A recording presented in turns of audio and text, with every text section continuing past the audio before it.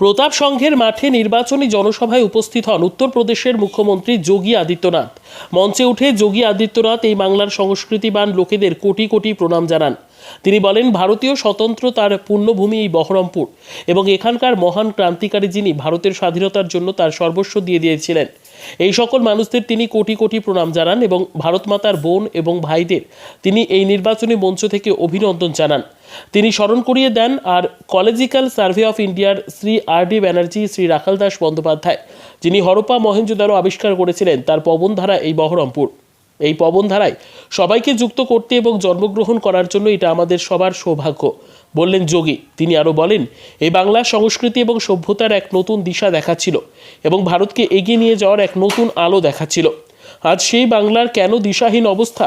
যে বাংলা থেকে বন্দে মাতরম সৃষ্টি হয়েছিল, রাষ্ট্রগান জনগণ মন সৃষ্টি হয়েছে, সেই বাংলা আজ কেন ক্রন্দনরত?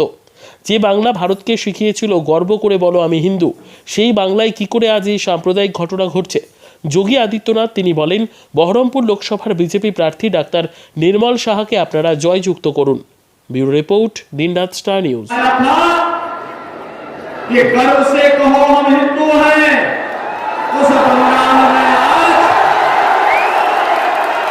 हिंदू परंपरा और संस्कृति को रौंदने का प्रयास सत्ता के संरक्षण में कैसे हो रहा है, यह देख करके अंतःकरण हमारा अत्यंत द्रवित होता है। और जिस बंगाल ने देश को दयामयी शक्ति के अधिष्ठात्री देवी मां दुर्गा की पूजा का अनुष्ठान करने का संदेश दिया था, तो उस बंगाल में बहनों और भाइयों, संदेश खाली जैसी घटनाएं बंगाल के अंदर कैसे घटित हो रही है, यह प्रश्न आज मैं बंगाल की सरकार से करने के लिए बहरमपुर से प्रश्न करने के लिए आया हूं। बहनों भाइयों, आज का बंगाल वह सोनार बांग्ला नहीं है जिसकी कल्पना हमारे स्वतंत्रता संग्राम सेनानियों ने कहा था। सस्य सांगला मातरम वंदे मातरम का जो गीत जिस बंगाल ने दिया था, इस बंगाल को दंगों की आग में कुत्सित झोंकने का कुत्सित जो प्रयास हो रहा है ना, बहनों भाइयों, मैं उसी खतरनाक इशारे की ओर आपका ध्यान आकर्षित करने के लिए आया हूं। आज बंगाल एक साजिश का शिकार हो चुका है। कांग्रेस हो या तृणमूल कांग्रेस, ये दोनों एक ही थैले के चट्टे बट्टे हैं। दोनों बंगाल को लूटने के लिए और भारत के खिलाफ साजिश रचने के लिए एक हैं। कांग्रेस कम्युनिस्टों के साथ भी और दिल्ली में तृणमूल कांग्रेस के साथ मिलकर के भारत के खिलाफ वही साजिश करना चाहती है जो साजिश वह बंगाल के अंदर हिंदुओं के साथ कर रही है। और बहनों भाइयों, मैं जो बंगाल आज नौजवान है, जो बंगाल आज विकास से दूर हटता जा रहा है, जो बंगाल आज बुनियादी सुविधाओं के लिए तरस रहा है, बहनों और भाइयों, आज से 7 वर्ष पहले उत्तर प्रदेश की भी यही स्थिति थी। आज से 7 वर्ष पहले उत्तर प्रदेश की भी यही स्थिति थी।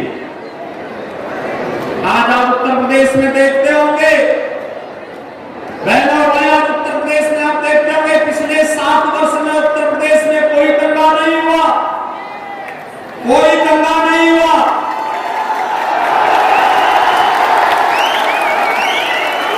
उत्तर प्रदेश में कोई कर्फ्यू नहीं लगा।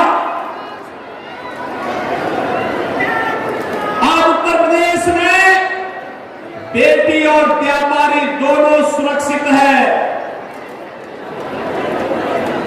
कोई रंगदारी नहीं वसूल सकता, कोई दंगा नहीं कर सकता, कोई अराजकता राह चलते हुए राहगीर से और किसी गरीब की संपत्ति पर कोई, किसी व्यापारी की व्यापार पर कोई अनावश्यक किसी भी प्रकार का हस्तक्षेप नहीं कर सकता। और बहनों और भाइयों, सरकार की योजना का लाभ हर गरीब को, हर किसान को, हर नौजवान को, हर महिला को बराबर यूपी के अंदर मिल रहा है, लेकिन बंगाल उससे वंचित क्यों हो गया? बहनों भाइयों, ये बंगाल हमारा जो भारत को राष्ट्रगान और राष्ट्रगीत देता है, जो बंगाल कभी भारत को संदेश दिया था, स्वामी विवेकानंद ने दुनिया के मंच पर चढ़ करके कहा था, गर्व से कहो हम हिंदू हैं। और बंगाल आज हिंदू विहीन करने की साजिश का शिकार कैसे हो रहा है? और बहनों भाइयों, मैं यही कहने के जा रहा हूं, ये कांग्रेस हो या तृणमूल कांग्रेस, ये साजिश के तहत दो प्रकार की साजिश बंगाल के लिए कर रहा है। एक, आपकी डेमोक्रेसी को कम करने की एक कुत्सित चेष्टा इनके द्वारा की जा रही है। घुसपैठियों को बंगाल के अंदर घुसा करके एक सुनियोजित साजिश के तहत आपकी संख्या को कम करने का प्रयास हो रहा है। और दूसरा, दिल्ली में जो कांग्रेस और तृणमूल कांग्रेस का गठबंधन है, ये दोनों मिलकर के साजिश करना चाहते हैं। माफिया और अपराधियों को यहाँ के सत्ता का संरक्षण बना करके दिल्ली से जो मोदी जी भेजते हैं, वे सभी का सभी संसाधनी से जितनी भी सुविधाएं हैं, उन सुविधाओं पर लोग डकैती डालने का काम भी करते हैं। किस बात का होता है कि बहनों भाइयों, आज उत्तर प्रदेश दंगा विहीन है, कर्फ्यू विहीन है, योजनाओं का लाभ गरीबों को मिल रहा है।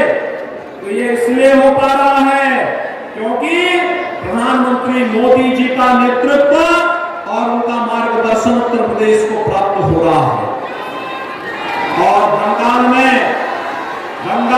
मोदी जी कोई काम भेजते हैं, कोई योजना भेजते हैं, तृणमूल कांग्रेस उसको यहां लागू ही नहीं होने देती।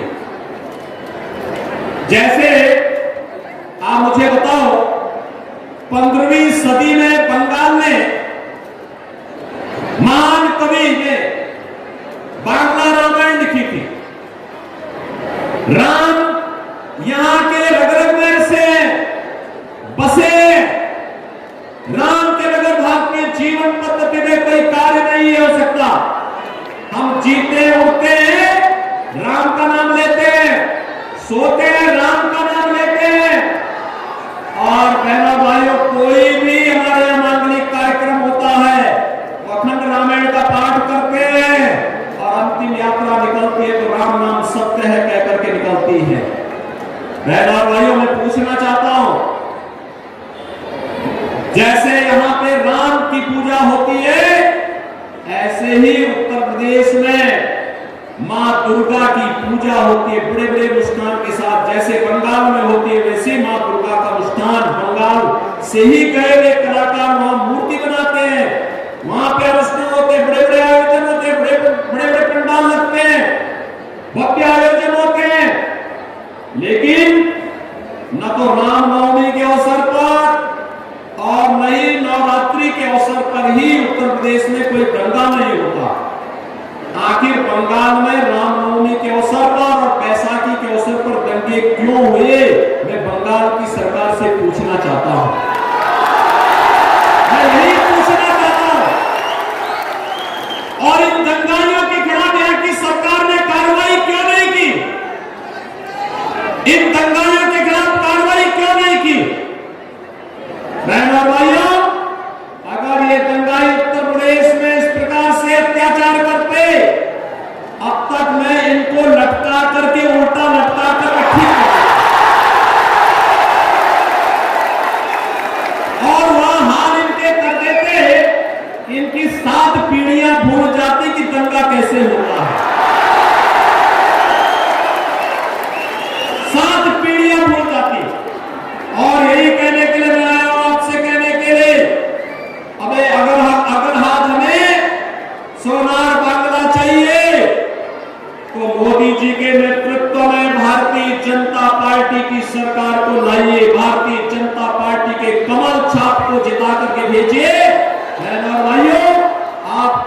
भारतीय जनता पार्टी आश्वासन देती है सुरक्षा की, आपको भारतीय जनता पार्टी आश्वासन देती है आपकी समृद्धि की, आपको भारतीय जनता पार्टी आश्वासन देती है बिना भेदभाव के सबका साथ और सबके विकास के भाव के साथ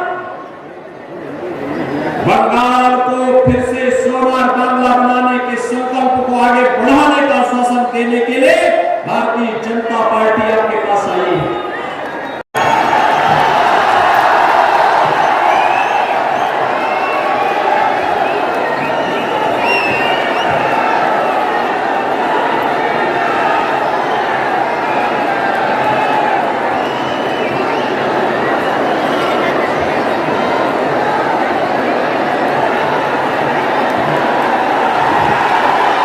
सूर्य